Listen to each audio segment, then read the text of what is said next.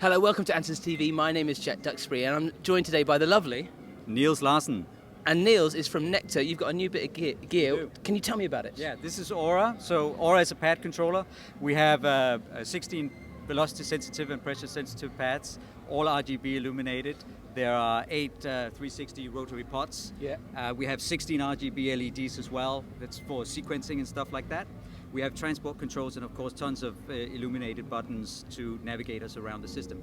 So Aura is paired with Nektarine. So that's kind of the key to all the functionality. Nektarine is now up to version 2.0.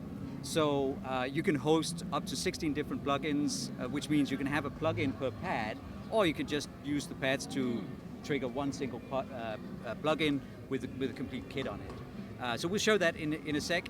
A couple of other highlights. We've got 4 effects insert plugins now per slot, so for every single plugin I can route them to effects as well.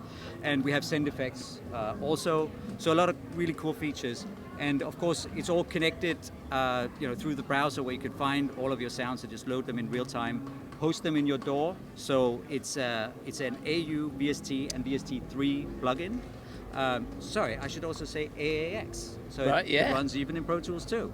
And then we have the standalone application, which is what we're showing here, so you can just run it on its own without a DAW pressed. What's really cool is that all the settings are stored with your song. So if you're creating a song in a DAW, you just basically store your song as per normal, and everything comes up exactly like you left it off. So if, for example, I'm programming the pad, so I have something here called pad setup, and here I can just hit a pad and I can change what note is being sent by that pad in real time. So I can go through all of the different sounds that I have here. Kick drum, snare drum, and that will all be saved. So it means that if I have different plugins that basically require a different kind of setup, I can just save it with my song and everything's programmed the right way when you come back to it. We also have, of course, plugin control. That's what Nektar is really famous for. You know, we've spent a lot of time with plugins to make sure it works really well. So one of the very nice things here is we have a demo kit from Addictive Drums 2.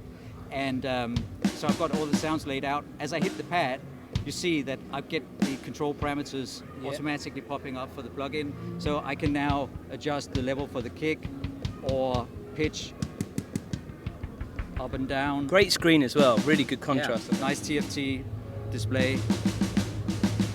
So that just makes it really, really easy to quickly get your sounds. You don't have to mess about, faff around, as we say, to actually find the right parameters and kind of learn them. That can all be done for you. And if you find a plugin that we haven't done, you can create your own maps as well, which is really cool. In the software, what format do you run when it's running as a host? What are these running in? Are these in? Yeah, these are AU plugins, VST and VST3.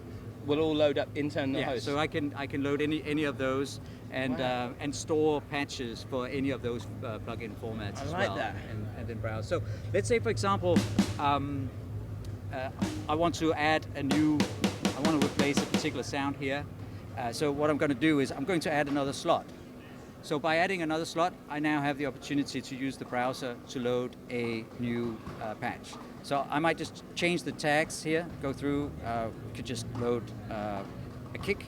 So I go back to my patch list and I've got a bunch of kick drums here available.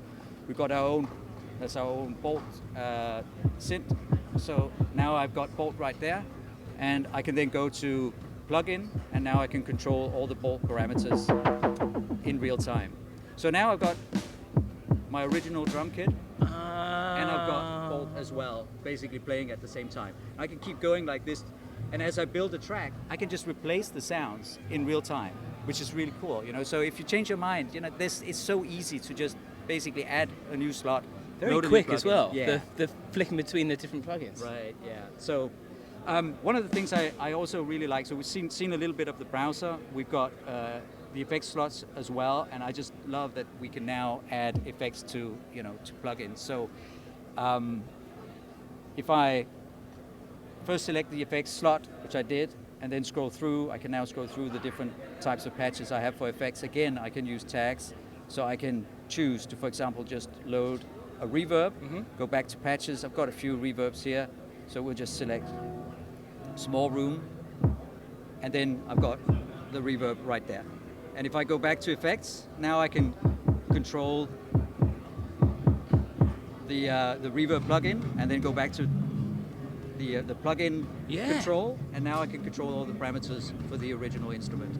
So it gives me very instant access to plugin parameters, and I have a second effects button where I could have another effect instantly available as well. So that's super cool. And the other thing, the next thing we should look at is the repeat engine, because I really love that, particularly with when I just want to create a role, or want to find kind of a new way, a new approach to playing. Mm-hmm. And we can do things like, roles. And here, if I'm looking at the repeat parameters, it's basically just repeating the note for me. Mm-hmm. And I've set up the parameters so that I've got pressure controlling velocity. So I just need to press the pad, and then I can adjust the repeat rate in real time. So you can hear I have an accent there as well, so I can change the accent interval. So now it's every second note that has the accent. And if I actually don't really want an accent, I can of course take that off completely as well. I love how you're using your repeat algorithm, but with third-party plugins. That's really cool. Yeah, this is really deep stuff. Quite a fully realised universe you've got here. Because right. I've had experiences on other big. I like the fact that if you've already got a collection of plugins and sounds you like, and you want to get away from that left to right door environment, this seems a good place to be. And I think what I personally find a lot of fun is I'm rediscovering a lot of the drum sounds that are present in my synths. I mean, if you're working on a drum track, you might not be thinking about your Yuhi synth or any type of synth as a source for a great kick drum or a great snare drum, because it doesn't, like just loading that up and going through 50 bass sounds before you actually get to a drum sound is probably too cumbersome. So you don't go there typically. So I'm discovering a lot of new sounds, as I'm browsing through my synth patches and finding new kick drums, new snare drums, and just putting them into a drum track. It's like I'm developing a whole new drum sound universe, which is really cool. And the parameters that you have available for synth usually are far superior to what you have for and the effects being third-party effects, so you're cooking your own chains all the time. That's right, yeah. I like that. Well, nice one, Nektar. When can we expect to see this? This will be shipping in March, so we're pretty close. I want to show you the sequence as well, though. Come on, let's have a look, Let's Falcon. have a quick look at that, because that's also fun. So going to the sequencer, I can now trigger patterns using the pads, and it will basically play all the sounds that I'm triggering, with the pads here. So going to the sequencer mode, I can just trigger a pad by hitting it, and just add another one here. So we got a snare drum going, another snare drum there, and then I think I put the hi-hat up there. No, I didn't.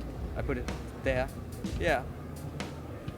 And it's the typical interface, so I can just select a pad and then add to it. So we're just going to add some more steps. And I can change the length as well. So I have a last step parameter right there. So if I move the pot there, I can go down to, let's say, just one step or two steps. And I can even do things like select and program just the last two steps. So in this case here, I might want to go to 32 step. Let's just see here, I've got to go back. And last step, we got that. And I've just got to activate these two. So now we've got 30-second beat step rates playing on the last two steps. And so you get that nice little roll that you want, So very nice to be able to build up very quickly. I like this a lot. I use Logic a lot, and I do. I've been trying to make irrationally trap beats, like with the hi-hats, and I find it hard to sequence in this style within Logic. But what I love is on the other products I've seen, I've been kind of tied to their sounds, their plugins. Yes. But I love how you're giving me control of all the plugins I already own. Right. But and the visual side of, I think this fits in a really nice little niche, man. Nice one. Yeah. I hope people like it. It does a lot, and you know, it's the progression as well. Nektar stuff is getting better every year. This is it's really good. Absolutely, and we of course have the DAW integration as well. So you know, you can just activate, record right from the unit, and then record the patterns, you know, that you created in the sequencer directly into your DAW, or you can just be playing live, you know, or do a combination of the two. You know, play some sequences and then just overdub live, capture it in your DAW, create a song. So the sequencer is really a scratch pad sequence. It's like a drum machine, but without the song mode. So the idea is, every time you do something, it will be new. You know, you have the ability to trigger patterns on the fly, so you know they don't have to sync the same way. The DAW is going to capture that. Yeah, exactly. That's the whole point. Is that the DAW will then capture it. It's like if something is happening that's good, you just capture it in your DAW, and you work in that environment that you love for song composition. But this basically hopefully creates the trigger point for you to do something really cool. So. Well, I like it. I look forward to it. We'll obviously do a video when we get back in the store on it. Yeah. And I hope you have a good rest of the NAMM show. Yeah, thank you, Jack. Thank you, mate. Appreciate it. If you like what we're doing, consider subscribing. If you don't, let us know. We'll try and learn from it. And we're gonna play ourselves out. Play. That's right. Buy it from Andertons.